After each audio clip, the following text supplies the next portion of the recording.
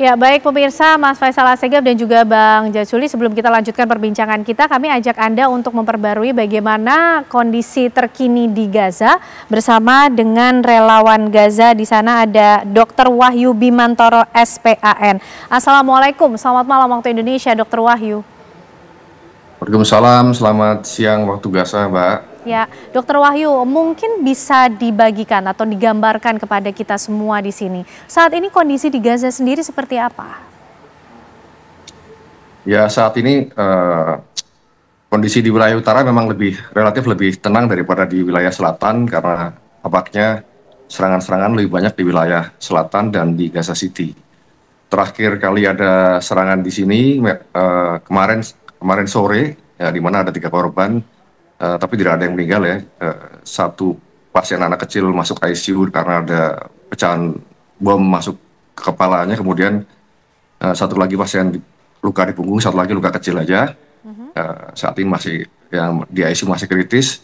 Kemudian di luar masalah itu adalah masalah pangan. Tetap kondisinya bahwa di sini tetap kekurangan makanan untuk masyarakat sini. Oke. Dan obat-obatan juga mulai menipis. Saya kira itu dulu sementara. Oke, dengan kondisi semacam itu, dokter, lalu bagaimana juga dengan distribusi bantuan? Apakah juga masih cukup sulit dibatasi tentunya untuk masuk ke Gaza sehingga masyarakat mengalami kesulitan seperti apa yang tadi diceritakan oleh Dr. Wahyu?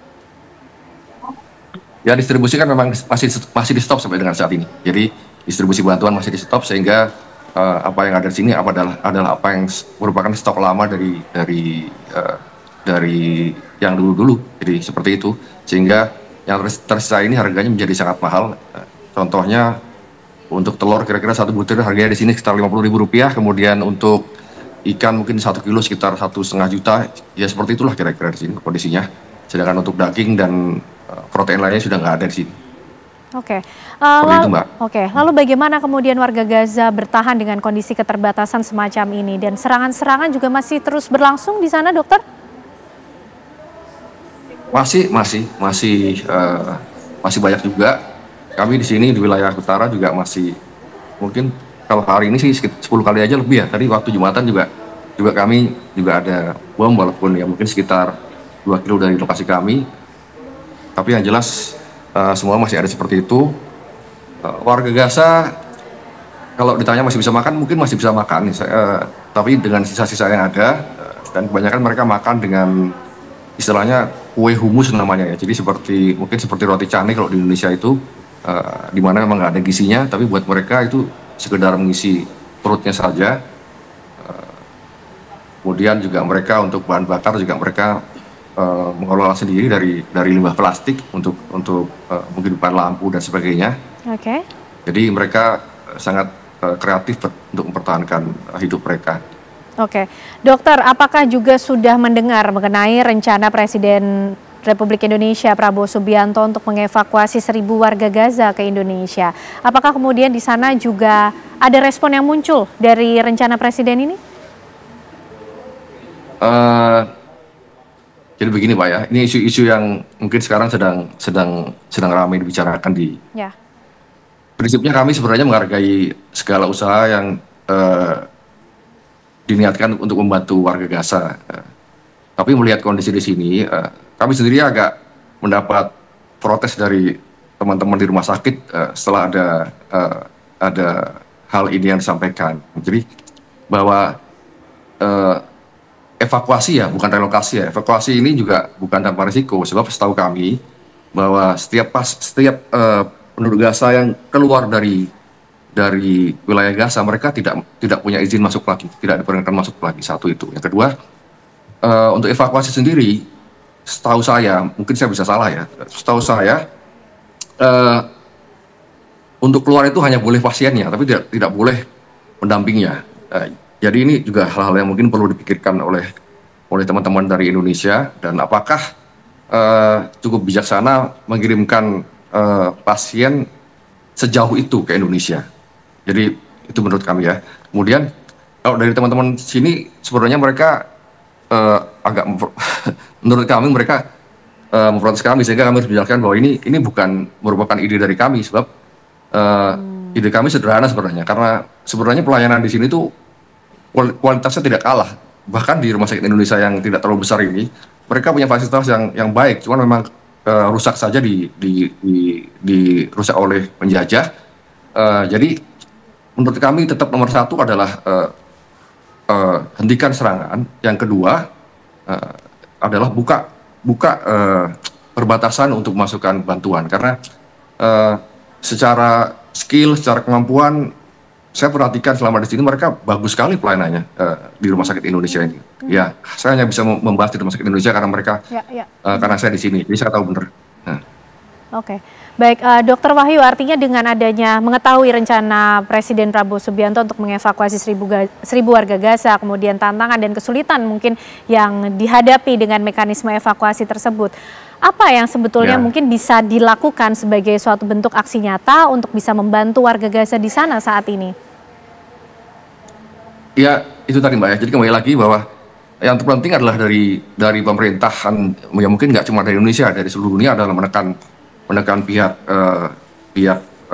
okupasi pendudukan ini bahwa ya ini kita harus buka bantuan, karena memang secara kemanusiaan itu salah bahwa menutup akses kesehatan, akses bantuan pangan itu adalah suatu kesalahan. Jadi tolong dibantu dalam hal ini, kemudian juga segera dikerjakan gencatan senjata. Itu menurut kami yang paling perlu dikerjakan sekarang. Oke, baik. Tentu kita tunggu bagaimana kemudian tindak lanjut tentunya aksi nyata yang bisa dilakukan oleh Indonesia tentunya untuk membantu warga Gaza di sana. Terima kasih Dr. Wahyu Bimantoro sudah bergabung bersama kami di Apa Kabar Indonesia Malam. Sehat selalu dokter di sana. Terima kasih. Assalamualaikum. Baik. Bang Jazuli, tadi menyimak juga tentunya apa yang disampaikan oleh relawan di Gaza sana, bahwa mengevakuasi warga Gaza tidak semudah itu ternyata. Ada aturan-aturan yang nampaknya ini juga cukup harus menjadi pertimbangan dari Presiden Prabowo Subianto. Apakah kemudian bisa kembali lagi ke Gaza, kemudian teknisnya seperti apa? Bagaimana Bang Jazuli? Iya, pertama saya harus mengapresiasi seperti orang-orang seperti Dokter Wahyu ini ya. Dan ini bukti nyata bahwa warga Indonesia ini akan berkorban apa yang mereka bisa berikan untuk membantu warga Palestina, termasuk kita punya rumah sakit besar dulu lewat Mercy, lewat Hilal Ahmar dan lain-lain yang ada di situ, termasuk yang tadi disebut oleh Dokter Wahyu.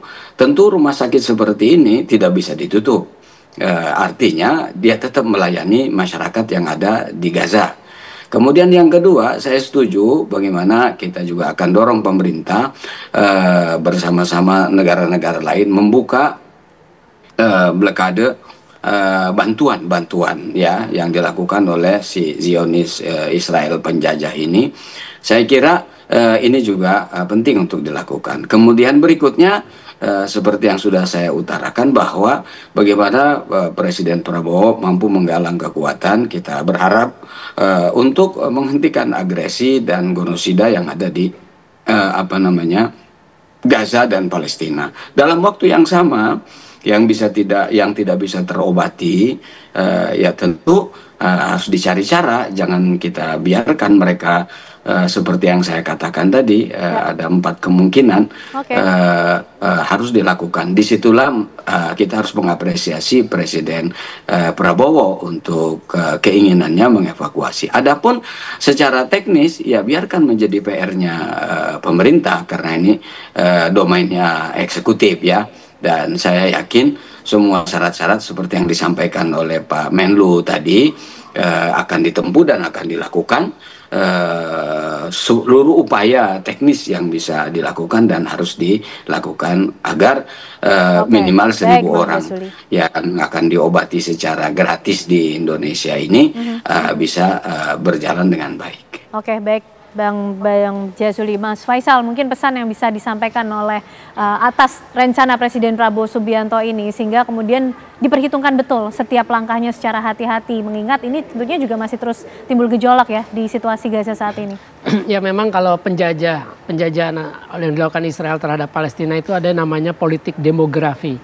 Bagaimana mengurangi jumlah warga Palestina di wilayahnya sendiri agar bisa diganti dengan warga Israel, dan itu akan bisa diklaim sebagai istilahnya klaim wilayah itu atas nama demografi karena mereka yang dominan. Itu yang dilakukan. Nah, itulah yang dilakukan dengan agenda pengosongan Gaza. Sebenarnya ada satu hal yang belum dilakukan negara-negara Arab Muslim dan negara-negara Arab dan Muslim, dan ini saya kira pas dengan kunjungan Presiden Prabowo ke Timur Tengah, harus menginisiasi kampanye global memberikan sanksi politik dan ekonomi terhadap Israel. Sanksi politik itu dalam arti negara-negara yang punya hubungan diplomatik, ada 13 negara Muslim, termasuk Turki, termasuk Uni Emirat Arab yang dikunjungi, termasuk Mesir, termasuk nanti Yordania juga dikunjungi, itu harusnya mereka memutus hubungan diplomatik, itu sebagai tekanan. Nah, sanksi ekonomi ya artinya negara-negara yang punya hubungan diplomatik tadi ataupun yang punya hubungan gelap dengan Israel dalam konteks ekonomi ya harus memutus hubungan itu. Selain itu juga harus Prabowo bisa mulai menginisiasi kampanye global bagaimana untuk melaksanakan surat perintah penangkapan ICC terhadap Netanyahu dan mantan Menteri Pertahanan Yoav Gallant serta para tentara Israel yang pernah bertugas di Gaza. Saya kira itu yang belum pernah dilaksanakan dan itu yang harusnya diusahakan untuk memberi keadilan bagi rakyat Palestina. Baik, tentu masih banyak hal yang kemudian bisa dilakukan untuk membantu keluarga kita, saudara kita di Gaza, Palestina. Terima kasih Mas Faisal Assegaf, terima kasih Bang Jazuli Juwaini malam hari ini sudah bergabung bersama kami di Apa Kabar Indonesia Malam. Tentu kita tunggu bagaimana kemudian nanti kira-kira rencana dari Presiden Prabowo Subianto ke depan melihat apa yang tengah terjadi di Gaza, Palestina.